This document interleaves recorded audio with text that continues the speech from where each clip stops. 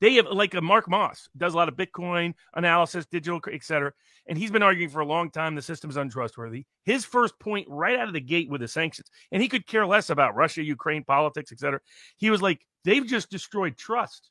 And we have a financial system that is more built on trust than it ever has been. Because nobody's got gold other than the Ruskies sitting in their vaults for the most part. The whole financial system is based on trust. We have the repo lapses, as George Gammon has been documenting. Repo fails have skyrocketed to the highest level since the pandemic. And that was the number one cue that the whole financial crisis was about to blow up, was all of a sudden something as simple as big banks don't trust each other about their collateral. And because trust is critical. We have killed trust in the Western financial system. And I don't think it's ever coming back. No. I mean, the question is, where else do you go? Because it's not like it's easy to trust either Russia or China or Brazil or these other societies or economies.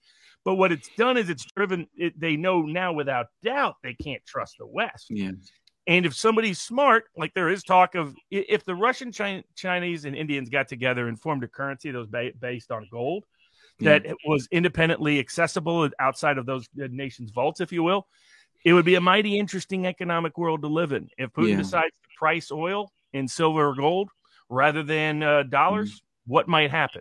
What happens to the petrodollar if the Saudis and the UAEs and the rest don't just fail to return Biden's phone calls while they return Putin's phone calls, but decide to move away from the dollar as the means of denominating the value of oil? They've assumed the reason why, my guess is why, while Putin has probably game planned every scenario under the sun in terms of anticipation, at least I presume so. If he hasn't, he maybe it's in trouble. But but it's more likely that he has, given his history. My guess is these Western, I mean, like some people ask me why I am so skeptical of the intellectual competency of these people in terms of broadly. They're good mathematicians. They just don't understand the real world in terms of their logic and their thinking.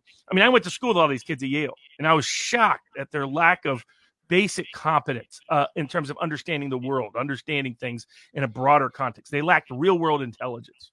You know, going back to William F. Buckley's joke, give me anybody out of the phone book rather than any student at Harvard. It's the same dynamic in that I don't think these people have game planned it. So I don't think they understand what they've done. I don't think they've understood. The fact that we went begging to Venezuela and Iran so fast in such a humiliating fashion was a sign that, oh my God, they hadn't thought this through at all. Wow.